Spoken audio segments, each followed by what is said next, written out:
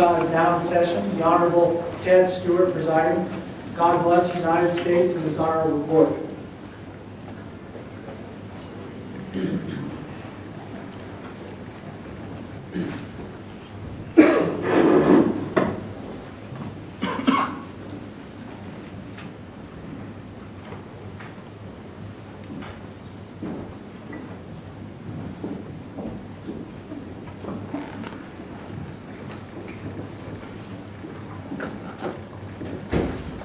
Please be seated.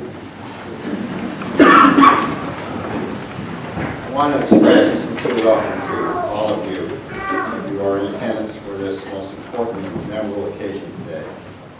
I'd like to begin by introducing those judges that are on the bench, beginning with District Court Judge Mark Wallops, Senior District Court Judge Bruce Jenkins, Senior Judge David Sand, Senior Judge Dale Kimball, and Senior Circuit Court Judges Monroe McKay and Stephen Anderson, Circuit Court Judge Scott Matheson. Down below we have Magistrate Judges Sam Alva, Bertha Wales, Paul Warner, our newest judge, Steve First, and Robert Braithwaite. I want to excuse District Court Judge Dee Benson, who is conducting a trial in Idaho, which is ironic, isn't it, Judge? You'll see it in a second. Senior Judge Tina Campbell and Circuit Court Judge Michael Murphy. Again, all of them are excused. I want to acknowledge our special guests, those who will be participating in this program today, Senators Hatch and Lee, and Elder Stephen Snow, who will be introduced shortly. In our jury box, we have a number of distinguished guests, including Congressman Jim Matheson. We have also with us District Court Judge Lynn Windmill of Idaho. Again, the irony was that he is here for this occasion. He is a friendly judge, and of course we very much appreciate him being Judge Benson is in Idaho conducting a trial to assist the judges in Idaho. We also have with us our bankruptcy judges, Bill Thurman, Kim Moser, Joel Marker. We have also representing the Utah Supreme Court, Justices Christine Durham and Tom Lee. We have former District Court Judge and now a member of the faculty at the University of Utah, Paul Cassell. We have representing the U.S. Attorney, Ms. Carly Christensen. Wait, Carly is not there. Oh, yes, she is. She's Federal Defender, is Kathy here? She is not. United States Marshal Jim Thompson. We have Scott Cameron, are you there? All right, you don't. Scott Cameron, Associate Dean at the BYU Law School, and we don't have anyone from the University of Utah. Paul here representing Dean Shokish. Thank you very much.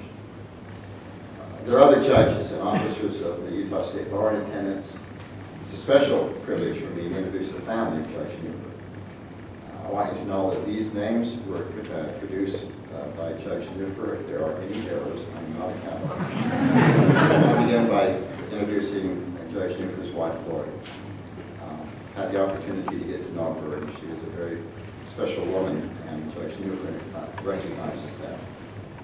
We'll be beginning, I believe, with the oldest son, Peter, and his wife, Marissa, and their daughter, Mia, and son, Kaya. We then have daughter Chris with her husband, Jerome, and sons Tierney and Jack. We have son Paul with his wife, Paige, and their son, David. We have a daughter Lisa with her husband Matt. We have a daughter Jessica with her husband James, daughter Laura with her husband Travis and their son Cohen, and son Michael with his fiancee Becky. There are also many friends and associates of Judge Nuffer who are in attendance, including many from the court family. And perhaps at first, you notice these little cameras here. This is being broadcast by webcast to St. George and elsewhere around the country. Now, you may think that is odd unless you know Judge Nuffer. Judge Nuffer is recognized nationally as one of the experts and pioneers in the use of technology in the courtroom. It is not at all surprising to me that he has managed to arrange this as a webcast. We'd like to then now proceed to the program, beginning with remarks from Senator Mike to be followed by Senior Senator Orrin Hatch. And I first want to express a most sincere thank you to these fine senators, not only for their vigorous support of the nomination of Judge Nuffer, but because of their invaluable support and service to the judiciary. Unfortunately, the third branch of government, judiciary, does not often get a kind response from those in Washington, D.C. It's a very difficult environment for the judiciary, and we have two very, very great friends with us here today. We're thankful for their presence and their participation. We will then be privileged to hear what might very well be a first in this courtroom, perhaps even in this building, and that is a piano solo. It will be performed by Judge Nuffer's wife, Lori. It is, as indicated on the program, Sonata Opus 16, composed by Mykola Vasinko, who is a Ukrainian composer. And as I remember the story, Lori discovered him on one of Judge Nuffer's and Lori's trips to the Ukraine. Ukraine is a second home to Judge Nuffer. He has spent much time through the years assisting the Ukraine in establishing a judiciary that works. Following Lori's presentation, you will be honored to hear from Stephen Snow, Elder Stephen Snow, a good friend of Judge Nuffer's, a former partner in the law firm of Snow and Nuffer, and currently a general authority in the Church of Jesus Christ of Latter-day Saints. It's interesting to me that these two friends and former partners have taken such divergent paths in their life. And I suppose in the next life we'll find out which one took the better path. We'll proceed to that part of the program.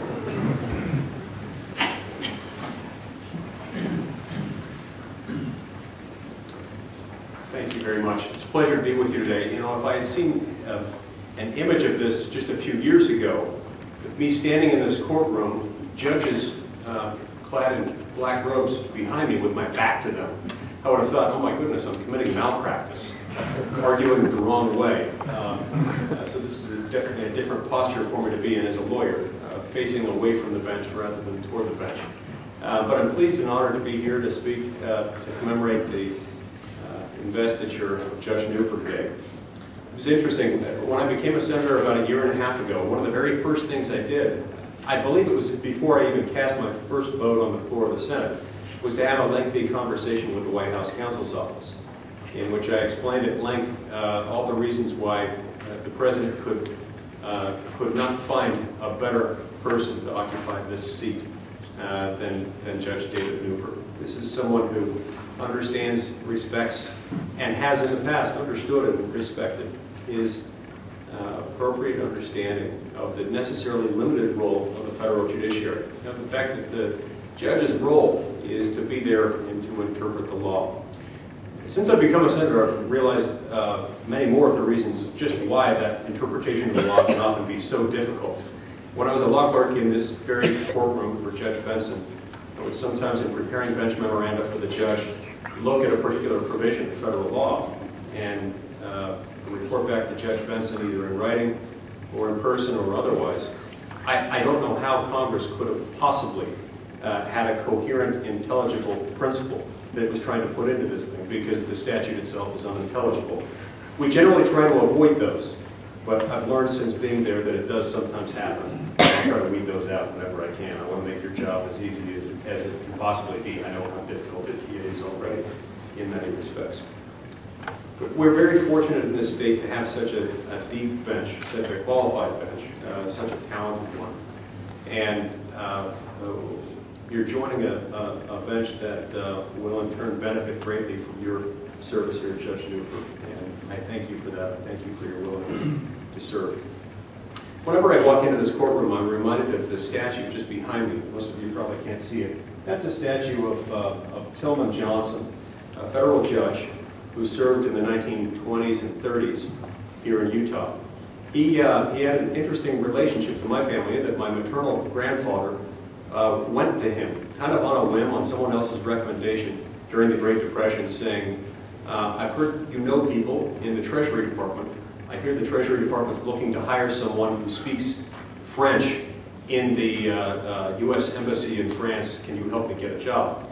Judge Johnson was kind enough to at least refer him to somebody else so that he could end up finding a job. He found a job during the Great Depression, which was a rare and difficult thing to achieve back then. But it demonstrates the fact that that judge, while this had nothing to do with his judicial duties, referring my grandfather as the right person to talk to in the Treasury Department, it's a good witness of the fact that he was always concerned about helping those who stood in need of help. Now, your role as a judge, of course, is different than that. The way you help them is to find the right answer under the law, and you've exhibited through your service as a federal magistrate judge your respect for and understanding, your willingness to follow that principle, and I wish you the best of luck. It's been an honor to recommend you strongly to the White House, and it's a privilege to all of Utah's 3 million residents to have you serving in this capacity. So thank you very much, and may God bless you.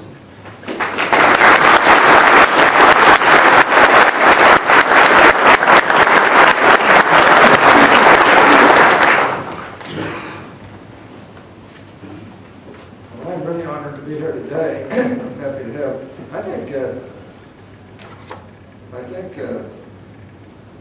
Steve Snow, you're the first gentleman authority I've seen speaking in one of these installations. I can tell you right now which one took the better path. You notice I didn't say either one. It's a good day when you find the right person for the right job, and that's what we celebrate today. Because Judge David Nuffer is the right person to serve on the U.S. District Court here in Utah. Most judicial nominees do not know what to expect in the confirmation process. When Judge Nuffer had his hearing before the Judiciary Committee last fall, I told him it would actually be a good thing if no one paid much attention to him. He would have an entire career of people hanging on his every word in the courtroom. But in a confirmation hearing, I have to say the opposite is a good sign. The reason that the confirmation process went so smoothly for Judge Nuffer is that he has earned such wide respect throughout the legal community here in Utah, and really across the country. Over 24 years, he practiced both criminal presentation and defense, and tried more than 150 cases to verdict. Now that's impressive for any lawyer to be able to do that.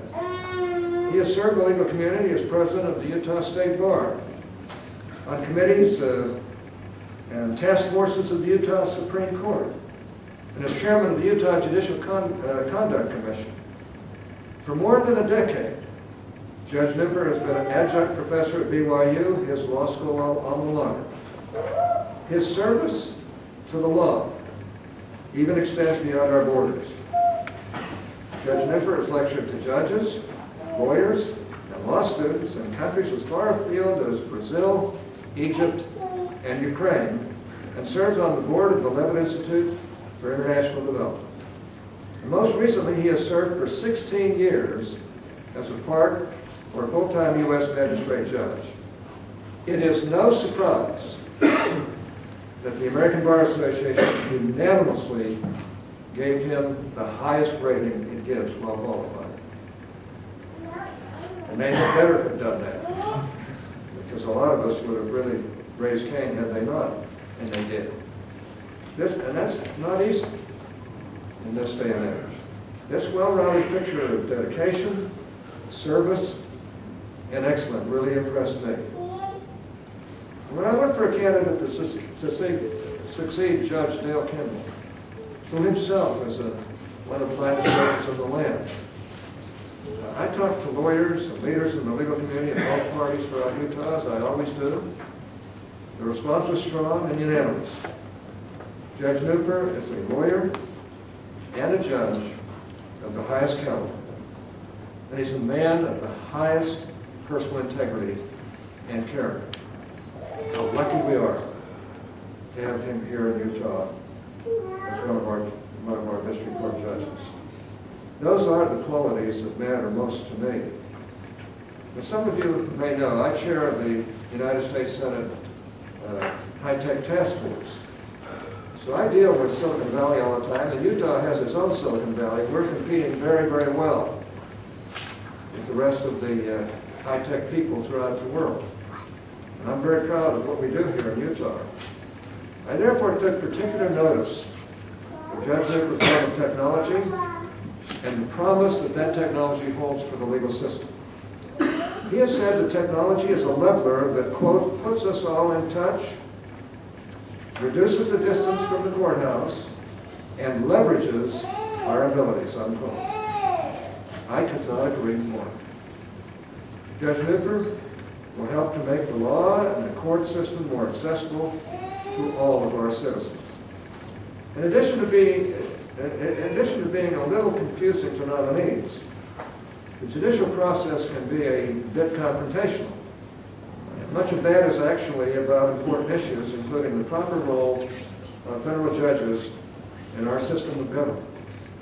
And sometimes it's very, very contentious on the Judiciary Committee, and in the last number of years, there would be an exception for about to be.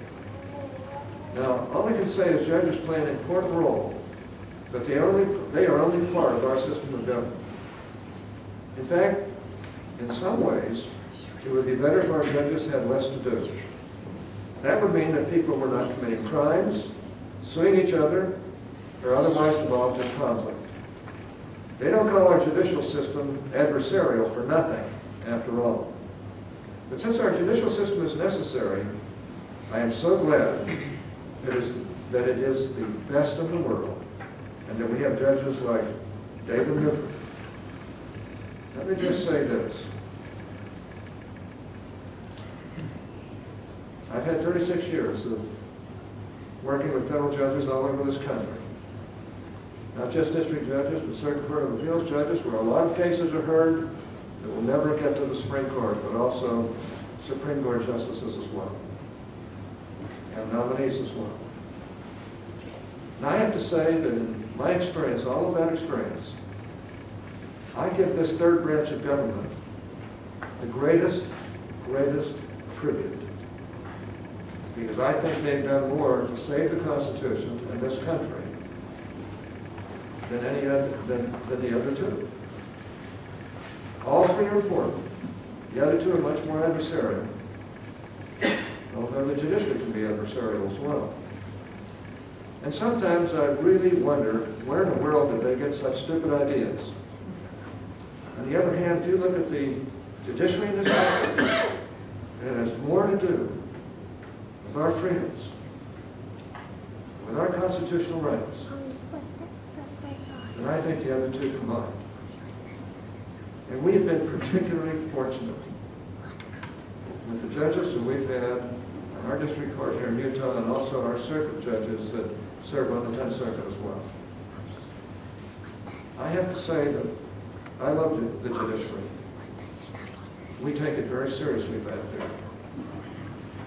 And I have to say that there is no district court in the country that has better judges than what we have right here and all of these fine people that serve us. We're fortunate to live in a state that has such great people, such knowledgeable people. Let me just say, since our judicial system is necessary, I am so glad that it is the best in the world, and that we have people like Judge David Nuffer who are willing to spend their lifetime really in a cloister, away from most of the people, doing what really is right for our country. I want Judge Nuffer to congratulate you on beginning your service in the U.S. District Court. One thing I'm sure of, and that is that you will serve with distinction and integrity. And I really commend you. And I'm so happy that we supported you. I just apologize for taking so long. We love and appreciate what you've done in the past, and we will love and appreciate what we do in the future for our state, our country, for individual citizens, where the court means almost everything. God bless you all. God bless this honorable court, and all who serve thereon. I'm just so grateful to be part of this system. I'm so grateful to be here today. Thanks so much. Thank you.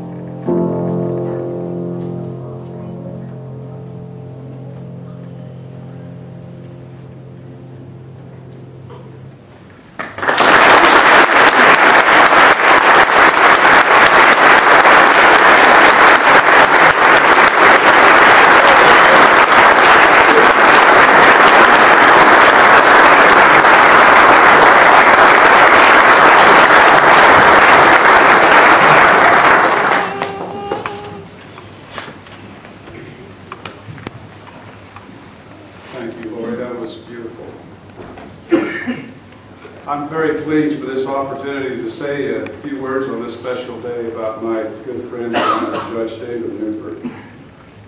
To say Dave and I go back a few years would be a bit of an understatement. When I first became friends with the judge, he had hair, a beard, and drove a purple AMC Pacer. If you've forgotten, that was that American Motors vehicle that looked like a cross between a Ford Pinto and a space capsule. The circular rear window of that little car was so large that few have survived over the years because the interior has been cooked by the sun decades ago. In those days, the judge, his wonderful wife Lori, and his entire family could fit in that little Pacer. Dave, it's been a good ride. Judge Nuffer and I began our friendship 35 years ago while clerking for a small law firm in St. George, Utah. A couple of years later, during a discussion regarding associate salaries, the idea for the law firm of Stone and Nuffer was born. In January of 1979, we opened our doors. Dave had graduated from BYU Law School 8 months earlier, and I had graduated the year before. We obviously had much more nerve than we had good sense. Dave shaved his beard, and he and I started wearing ties to the office to make up for our obvious youth and inexperience. By the way, this tie-wearing tradition has really gotten out of hand. Judge Nuffer and I were partners for 22 years. Our first task was to remodel an old adobe house, which became our law office. At first, we sat patiently waiting for the telephone to ring. I continued my appointment as a deputy county prosecutor and working in the evenings in the private practice, which was allowed at that time.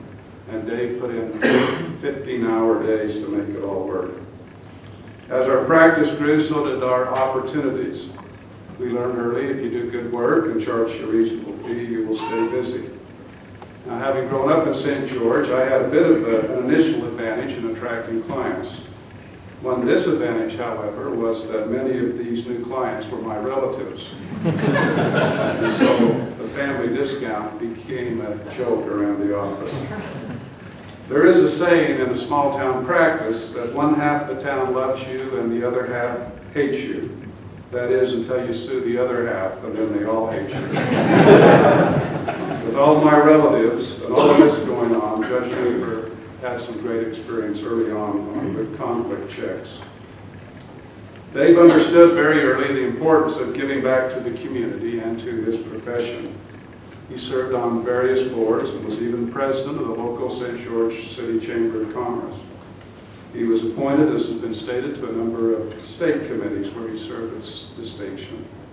And he dedicated hundreds, if not thousands, of hours to the local and state bar associations, including a term as president of the Utah Bar Association.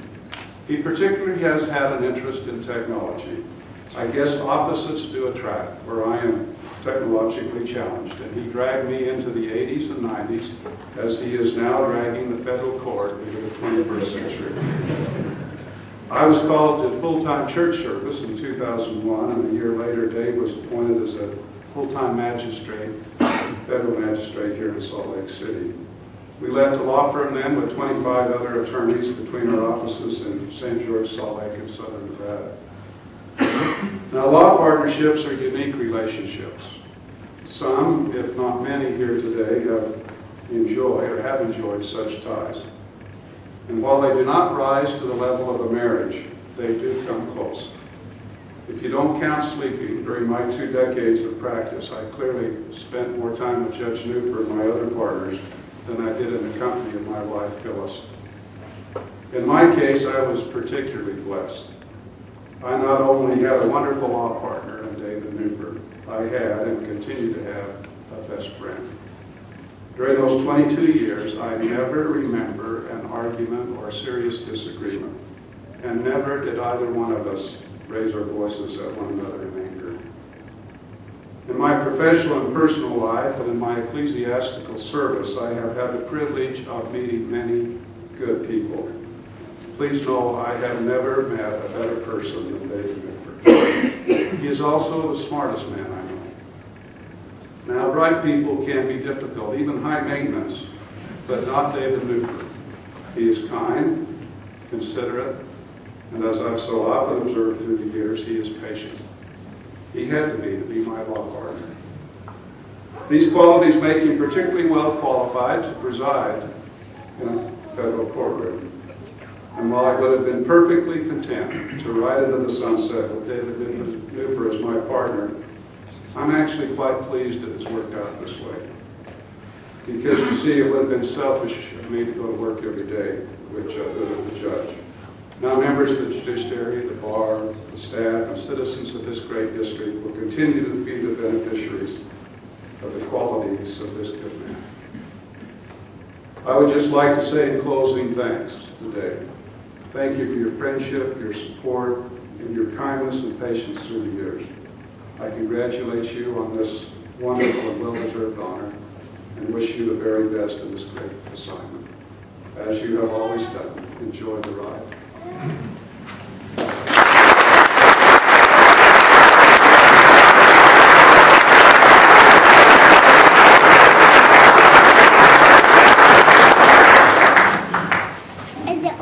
It will now be my privilege to administer the oath of office to Ed Nuffer.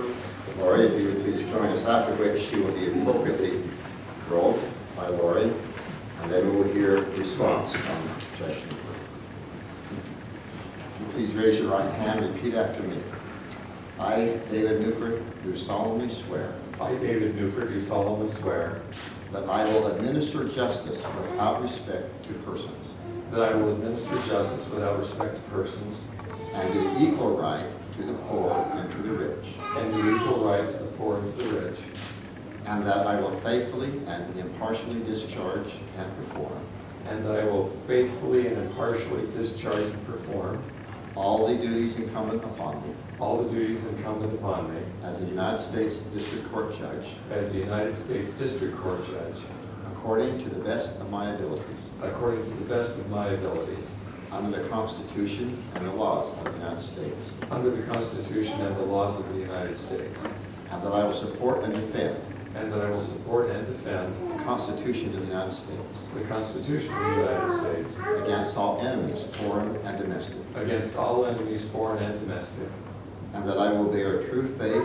and allegiance to the same, and that I will bear true faith and allegiance to the same, that I take this obligation freely, that I take this obligation freely, without any mental reservation or purpose of evasion, without any mental reservation or purpose of evasion, and that I will well and faithfully discharge and that I will well and faithfully discharge the duties of the office upon which I am about to enter.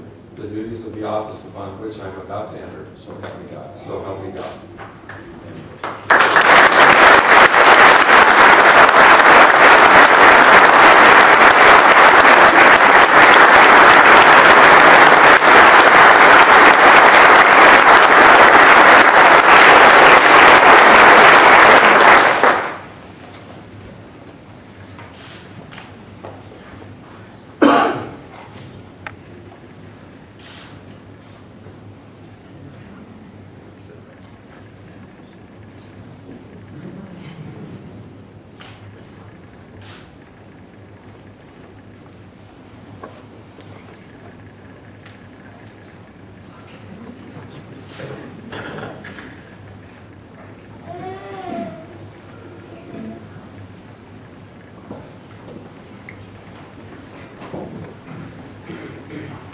The robing was the most difficult part.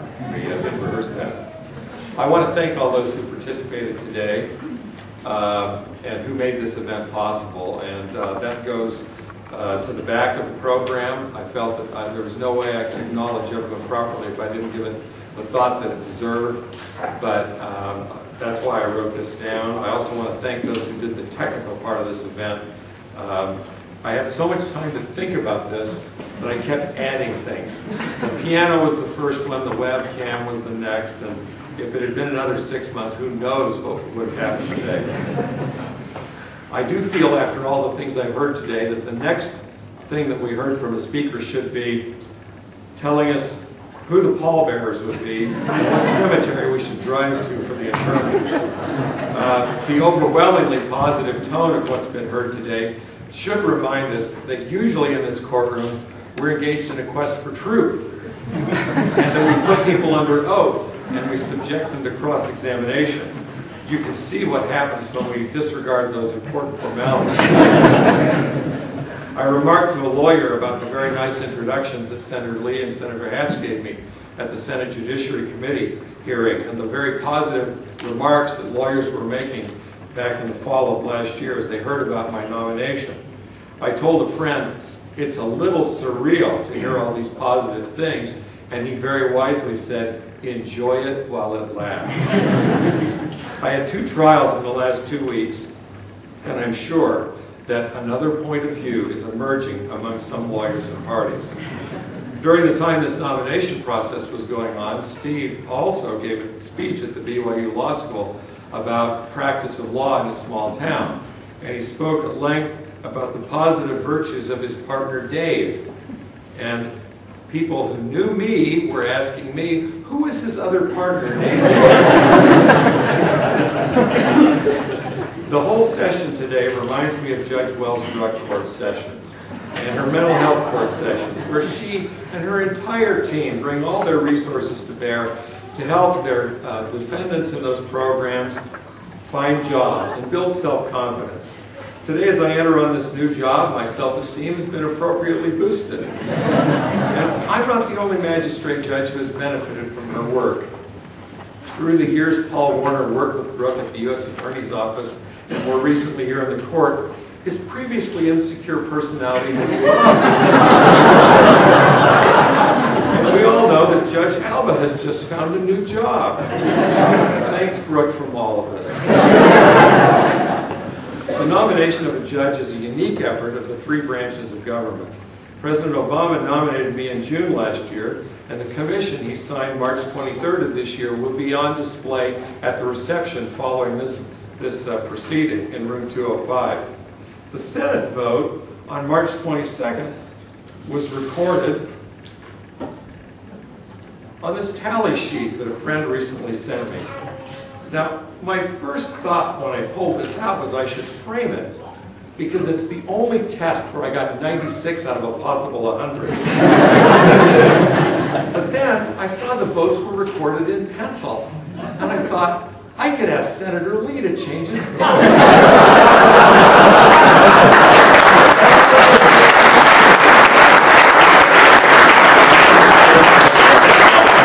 didn't have a pencil. I'm not sure that would be legal, but Senator Lee and Senator Hatch could sign the roll sheet before I frame it. I would appreciate that. Because of this event today, and because of all our children arriving in town, which is really quite remarkable, we did not make the annual Memorial Day pilgrimage to Richfield, Utah, where my mother lives. The day there begins with a breakfast raising funds for a veterans memorial at the Richfield Cemetery, and continues with a devotional conducted by local veterans. As we sit in lawn chairs under tall leafy trees, with a breeze blowing, hundreds of flags in that cemetery, we look out over the red and white hills to the snow-capped mountains behind. There are, in most rural Utah cemeteries, more of those flags commemorating veterans than in most cemeteries. We hear speeches, the rifle salutes, and we think of the dedication of those who settled this country and that community. We did have a similarly beautiful day here yesterday in Salt Lake City, a beautiful May day with family and friends. We are all very fortunate to be here. Over the past 5 years, I have visited in countries, or with lawyers from countries, where it is unlawful to criticize the President of the Republic. Websites there are regularly suspended without notice. Journalists are not secure. I've been in countries or worked with lawyers from countries where opponents of current presidents are imprisoned and officials from the last administration are subject to trial. Countries where all phone conversations are monitored and even recorded. Countries where 15-year-old boys with automatic weapons serve as a religious compliance patrol. Countries where women are subject to abuse, rape, and death without remedy. Countries where police are complicit in crimes and retaliate against any who complain about that complicity. In his book, 7 Tipping Points That Changed the World, Chief Judge Ted Stewart reminded us all that, quote, freedom and democracy are extraordinarily rare events in human history. Indeed, only a tiny fraction of humans have been given the opportunity of living in a free land. He points out 5 major aspects of our freedoms which are combined in our American system of government. Self-government, the right of the people to govern themselves, and the right of the people to choose the type of government that they choose, to form the type of government they choose. Fundamental rights. All people are born with certain fundamental rights, including the right to life and personal liberty, the right to keep one's property and the fruits of one's labor, the right to freedom of speech, religion, thought, freedom of the press, freedom to move. 3, all are created equal. A belief in the equality of all at birth, including the belief that a major role of government is to assure that everyone, regardless of status, is treated equally by the law, and that everyone has an equal opportunity to succeed or fail.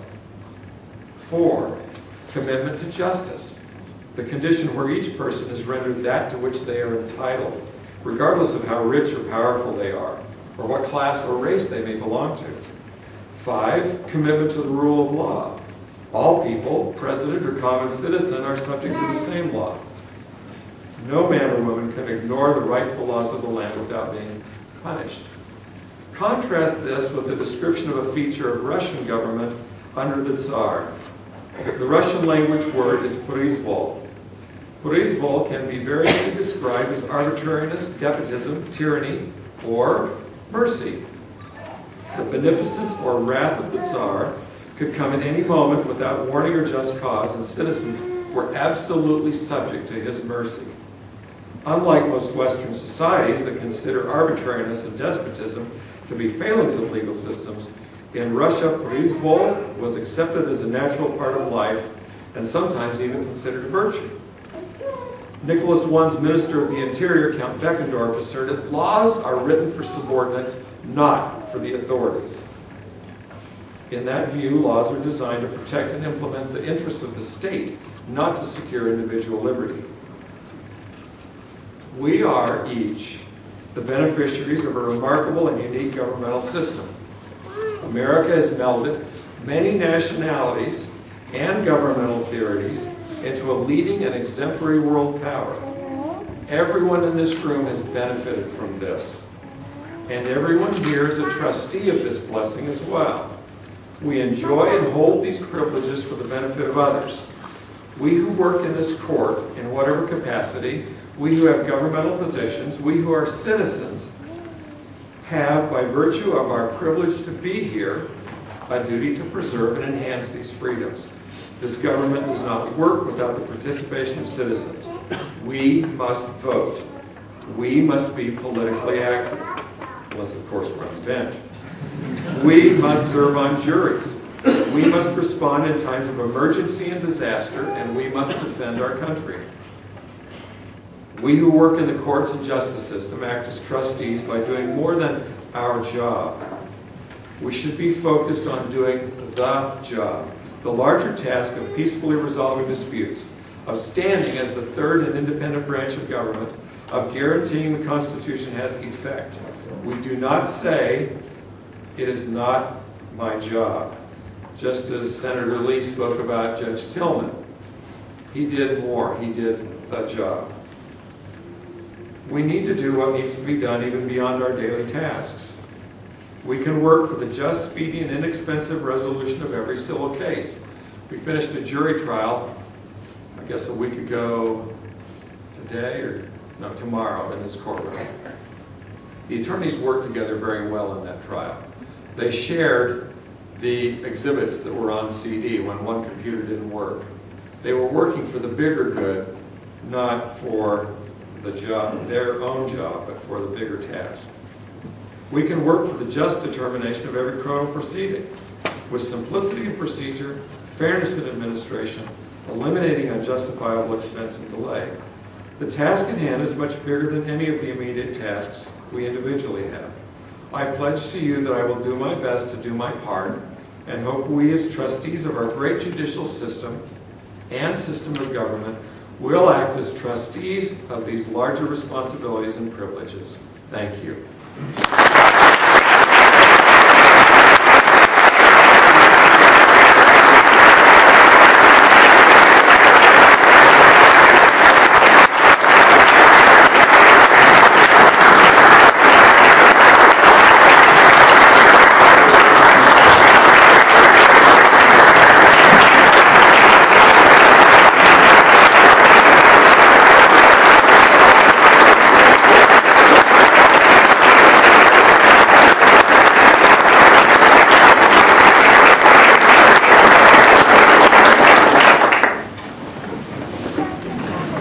Ladies and gentlemen, I want to express appreciation to all of you who have attended here today.